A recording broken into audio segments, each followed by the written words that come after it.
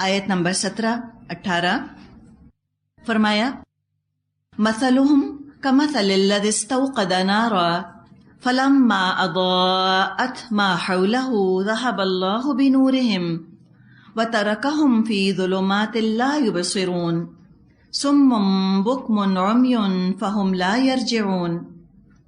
ان کی مثال ایسی ہے جیسے ایک شخص نے آگ روشن کی، اور جب اس نے سارا ماحول روشن کر دیا تو اللہ نے ان کا نور بصارت سلب کر لیا اور انہیں اس حال میں چھوڑ دیا کہ تاریکیوں میں انہیں کچھ نظر نہیں آتا۔ یہ بہرے ہیں، گونگے ہیں، اندھے ہیں، یہ اب نہ پلٹیں گے۔ کس کی مثال؟ ان لوگوں کی مثال کہ جنہوں نے کفر کو اپنے لیے پسند کر لیا۔ نبی اکرم صلی اللہ علیہ وسلم کی مبارک زبان سے اللہ کا کلام سنا اور اس پیغام کو ماننے سے انکار کر دیا۔ نبی اکرم صلی اللہ علیہ وسلم کے زمانے کے کفار بھی اس سے مراد ہیں، مثلہم، اور ہر زمانے کا کافر جو کہ اللہ کے رسول کے کسی امتی سے بھی پیغام سن لے اور پھر ماننے سے انکار کر دے، تو ان کی مثال کیسی ہے؟ کمثلی، ایسی مثال جیسے کہ الذی استوقد نارا، ایک انسان جس نے کہ آگ جلائی۔ اب یہ شخص الذی ایک خاص شخص کی طرف اشارہ ہے۔ اگر ہم نبی اکرم صلی اللہ علیہ وسلم کے زمانے ہی کو ذہن میں رکھیں تو الذی سے مراد ہوگی نبی اکرم صلی اللہ علیہ وسلم، کہ انہوں نے ایک آگ روشن کی جیسے۔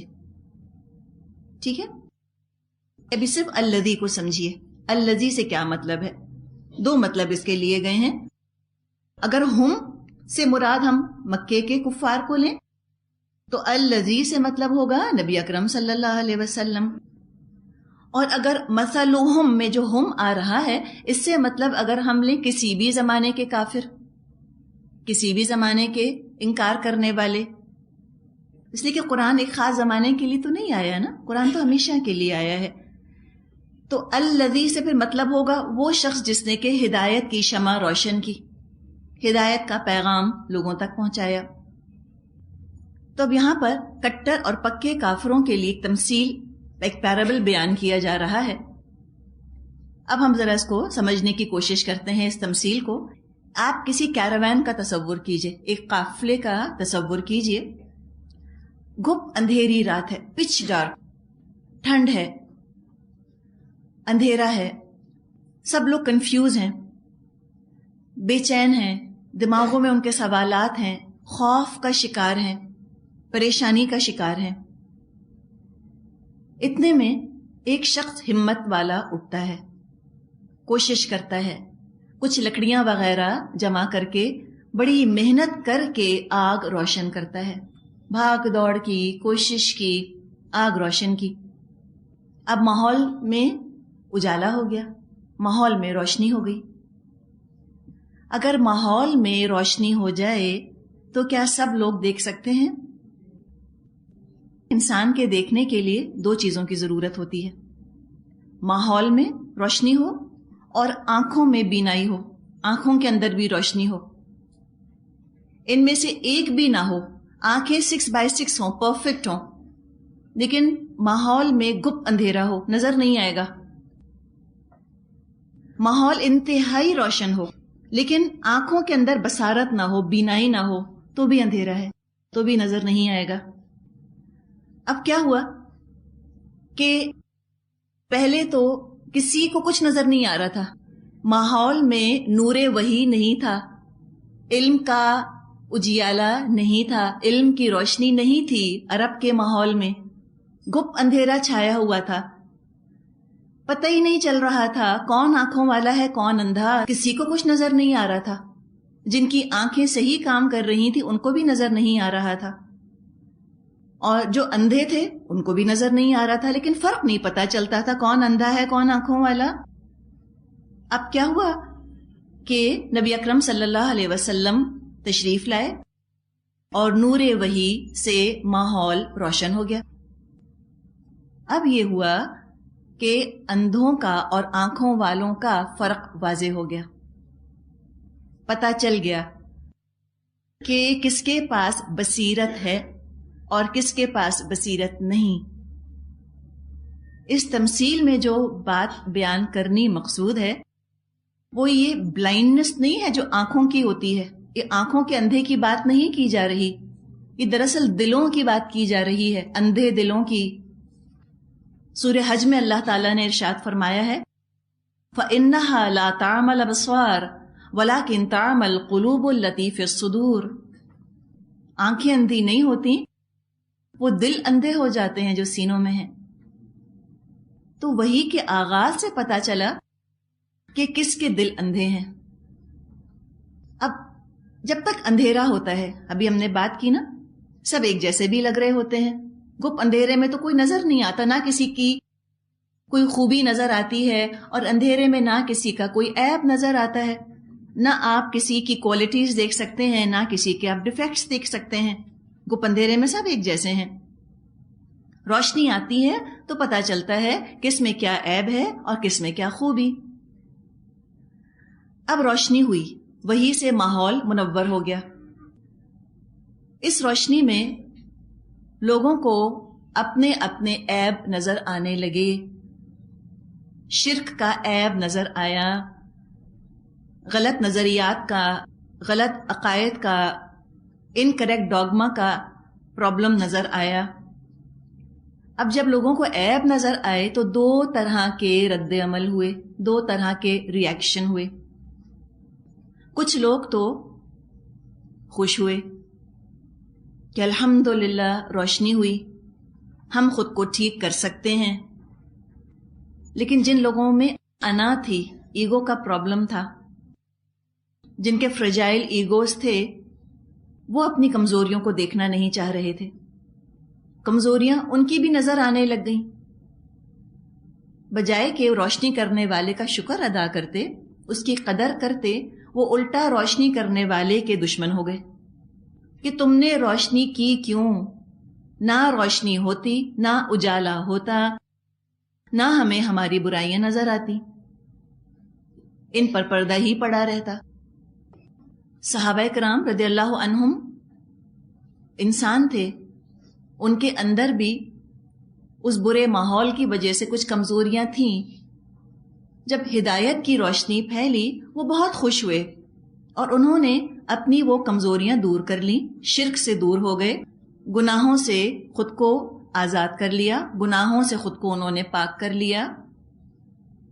تو ابو بکر کہلائے، عمر کہلائے، علی بنے، عثمان بنے رضی اللہ عنہم.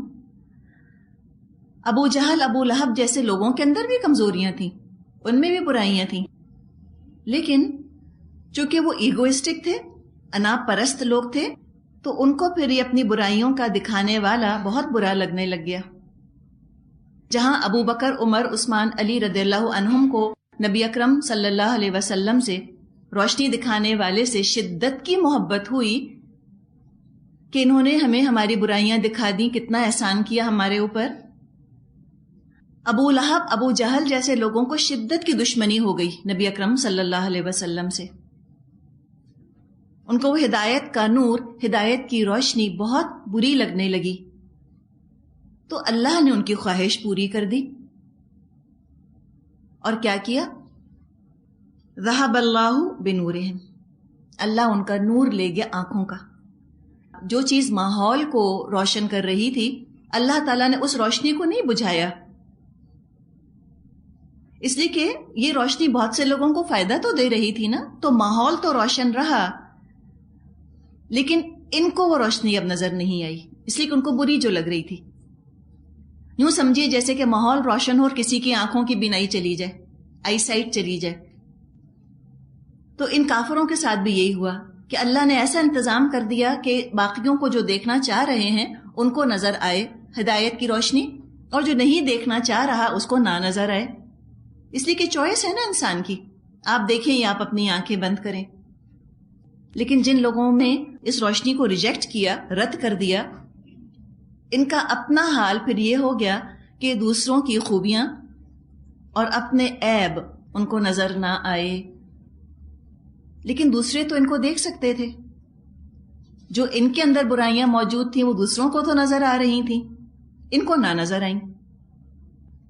تو یہ سر کے اندھے نہیں بلکہ دل اور عقل کے اندھے باطنی بصیرت سے محروم ہو گئے, فور سائٹ سے, انسائٹ سے ڈپرائیوڈ, انہی تاریکیوں میں بھٹکتے رہیں گے. فرمایا سمم بکم عمیٌ, بہرے ہیں, گونگے ہیں, اندھے ہیں.